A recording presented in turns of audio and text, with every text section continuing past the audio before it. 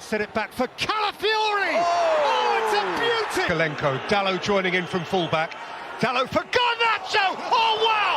Oh wow! ሰላም ጤና ይስጥልን ውድ ተመልካቾቻችን፣ ይህ የአንዌይ ስፖርት ፕሮግራም ነው። ወደ ቻናላችን ስለተቀላቀላችሁ እንዲሁም ስለምትከታተሉ እናመሰግናለን። ቪዲዮአችንን ላይክ፣ ቻናላችንን ሰብስክራይብ እንዲሁም ሼር እያደረጋችሁ የስፖርት ቤተሰብ ሁኑ። አዳዲስ ዜናዎችን በየጊዜው እናደርስላችኋለን። ሐሳብ አስተያየታችሁን ኮሜንት ላይ አስቀምጡ እንላለን። እንግዲህ ዛሬ ሐሙስ ምሽት ታህሳስ 30 አሰልጣኝ ዮሐንስ ሳህሌ የኢትዮጵያ ብሔራዊ ቡድን በይፋ ዋና አሰልጣኝነትን ተረክበዋል። እንዲሁም የእንግሊዙ ፕሪሚየር ሊግ መሪ አርሰናል ኤምሬትስ ላይ ሊቨርፑልን ያስተናግዳል። ትላንት ምሽት ማንቸስተር ሲቲ በሜዳው ድጋሚ ነጥብ ጥሏል። እንዲሁም የቀድሞ የማንቸስተር ዩናይትድ ተጫዋችና ሌጀንድ ዳረን ፍሌቸር የሰር አሌክስ ፈርጉሰንን ፍቃድ ጠይቋል። እንዲሁም የአፍሪካ ዋንጫ ግማሽ ፍጻሜ መርሃ ግብር፣ ሌሎችም የእንግሊዝ ፕሪሚየር ሊግ፣ የስፔን ላ ሊጋ እንዲሁም ፊፋ ለዳኝነት ኤአይ ሊጠቀም ነው የሚል ዳሰሳ ይኖረናል። እስከ ፕሮግራማችን ፍጻሜ ድረስ አብራችሁን ቆዩ። ቪዲዮአችንን ላይክ፣ ቻናላችንን እንዲሁም የደውል ምልክቷን በመጫን ሰብስክራይብ ያርጉ እንላለን ማለት ነው። ወደ ስፖርት ዜናችን ስናልፍ አሰልጣኝ ዮሐንስ ሳህሌ በዛሬው ዕለት የኢትዮጵያ ብሔራዊ ቡድንን በይፋ በዋና አሰልጣኝነት ተረክቧል። እንዲሁም ስለ አሰልጣኙ ቅጥር በዝርዝር ሁኔታ በኢትዮጵያ እግር ኳስ ፌዴሬሽን ጽህፈት ቤት መግለጫ ተሰጥቷል። በመግለጫው አሰልጣኝ ዮሐንስ ሳህሌ ከዚህ ቀደም የነበራቸው ስራና ወጣቶች ላይ ያላቸው ልምድ ታይቶ ነው በቀዳሚነት ሊመረጡ መቻላቸው ተገልጿል። አሰልጣኙ ለቀጣዮቹ 2 ዓመታት የዋሊያዎቹ አሰልጣኝ በመሆን የሚያገለግሉ ይሆናል።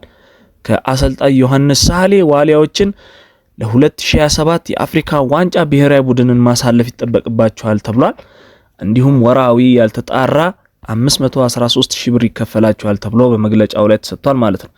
አሰልጣኙ በሰጡት አስተያየት የኢትዮጵያ ሀገሬ ብሔራዊ ቡድን ሹመት ትልቅ ትርጉም አለው ብለዋል። አያይዘውም ይህን ኃላፊነት ባለኝ አቅም ለመወጣትና ለአፍሪካ ዋንጫ ለማሳለፍ በዝግጁነት ስራዬን ተረክቤያለሁ ሲሉ ገልጸዋል። እንዲሁም ዛሬ በሲቢኢ የኢትዮጵያ ፕሪሚየር ሊግ መርሃ ግብር የሊጉ መሪ ሲዳማ ቡና ከአርባ ምንጭ ከተማ ባዶ ለባዶ በሆነ በአቻ ውጤት ተለያይተዋል። በሌላ ጨዋታ አዳማ ከተማ ከወልዋሎ አዲግራት ዩኒቨርሲቲ ጋር 1-1 ተለያይቷል። የወልዋሎ አዲግራት ዩኒቨርሲቲን ግብ ኪሩቤል መንግስቱ ሲያስቆጥር እንዲሁም ቢኒያም አይተን አዳማ ከተማን አቻ አድርጓል። በሲቢኢ የኢትዮጵያ ፕሪሚየር ሊግ ሲዳማ ቡና አንደኛ ሲሆን ሁለተኛ ነገሌ አርሲ ከተማ ተቀምጧል ማለት ነው። ወደ 35ኛው የሞሮኮ አፍሪካ ዋንጫ መርሃ ግብር ስናልፍ ከ36 ቡድን 8 ቡድን ብቻ ቀርቷል። መርሃ ግብሩ አርብና ቅዳሜ ይደረጋል። 41 ሰዓት እስካሁን ምንም ጨዋታ ሳታሸንፍ 8 ውስጥ የገባችው ማሊ የቴራንጋ አንበሶችን ሴኔጋልን ታስተናግዳለች።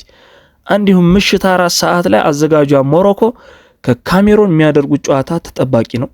የካሜሮን ብሔራዊ ቡድን ዋና አሰልጣኝ ዴቪድ ፓጉ ቡድናቸው ከነገ ተጋጣሚው ሞሮኮ ጋር ሊወዳደር እንደማይችል ተናግረዋል። ሞሮኮ ኮከቦች ያሏት ያሉት አሰልጣኙ አችራፍ ሐኪሚ ፒኤስጂ ይጫወታል፣ የአፍሪካ ምርጡ ተጫዋች ነው፣ በዛ ደረጃ አንድም ካሜሮናዊ የለም ብለዋል።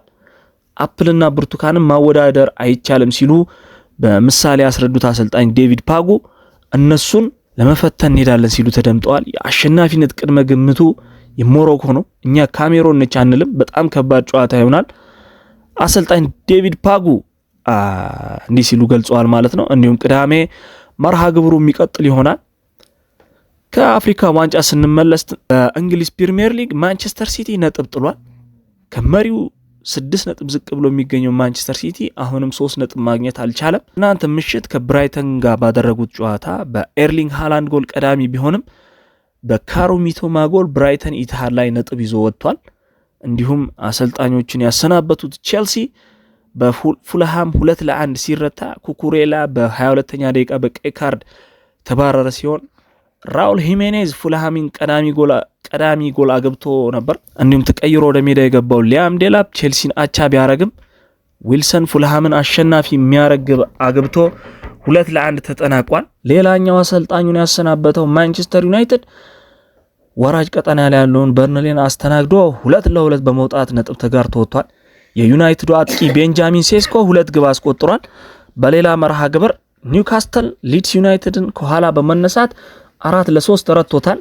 ብሩኖ ጉሜሬዝ እና ጆይሊንተን እንዲሁም ሃቪ ባርንስ 2 ጎል አስቆጥረው ኒውካስትል ዩናይትድ አሸናፊ አድርገዋል ማለት ነው። እንዲሁም ኤቨርተን ከወልቭስ 1-1 ሲለያዩ ቶትንሃም በበርንማውዝ 3-2 ተሸንፏል። በተጨማሪም ሶስተኛ ላይ የሚገኘው አስቶን ቪላ ከክሪስታል ፓላስ 0-0 ተጠናቋል። ዛሬ ምሽት 5 ሰዓት ላይ የፕሪሚየር ሊጉ መሪ አርሰናል ከአምናው ሻምፒዮን ሊቨርፑል ጋር ወሳኝ መርሃ ግብር ያደርጋሉ። በዚህ መርሃ ግብር የሊጉ መሪ አርሰናል የሚያሸንፍ ከሆነ መሪነቱን የሚያጠናክር እንዲሁም የዋንጫውን አንድ እጅ የሚይዝበት መርሃ ግብር ነው። በዚህ መርሃ ግብር የማይሰለፉ ተጫዋቾች ካላፊዮሪና ሙስኩዌራ ከአርሰናል በኩል ሲሆን በጉዳት ምክንያት የማይሰለፉ ተጫዋቾች ናቸው። እንዲሁም አይዛክ በጉዳት ምክንያት እንዲሁም ሞሳላ ለአፍሪካ ዋንጫ በመጓዙ በዚህ ምክንያት የማይሰለፉ ነው የሚሆነው። ሌላኛው በውጤት ቀውስ ላይ የሚገኘው ማን ዩናይትድ አሰልጣኙን ማባረሩ ይታወቃል። እንዲሁም ጊዜያዊ አሰልጣኝ በመፈለግ ላይ ይገኛል። የቀድሞ የማንቸስተር ዩናይትድ ተጫዋችና ሌጀንድ ዳረን ፍሌቸር የሰር አሌክስ ፈርጉሰንን ፍቃድ ጠይቋል። አሰልጣኝ ዳረን ፍሌቸር ማንቸስተር ዩናይትድን በጊዜያዊ አሰልጣኝነት ከመረከቡ በፊት ሰር አሌክስ ፈርጉሰንን እንዳማከራቸው ገልጿል። ዳረን ፍሌቸር በአስተያየቱ ዩናይትድ የሰጠውን ኃላፊነት ከመቀበሉ በፊት የክለቡን ታሪካዊ አሰልጣኝ ሰር አሌክስ ፈርጉሰንን ይሁንታ ጠይቋል ብለዋል። ከፈርጉሰን ጋር ጥሩ ግንኙነት አለኝ ያለው ዳረን ፍሌቸር እሱን ሳላማክር ምንም አይነት ትልቅ ውሳኔዎችን አልወስንም ሲል አስረድቷል። መጀመሪያ የደወልኩለት ለእሱ ነበር፣ ይሁንታውን አግኝቻለሁ፣ እሱ ያ ክብር ይገባዋል ሲል ዳረን ፍሌቸር ገልጿል። ከማንቸስተር ዩናይትድ አካዳሚ የወጣው ዳረን ፍሌቸር በተጫዋችነት ዘመኑ በክለቡ 342 ጨዋታዎችን ማድረግ ችሏል።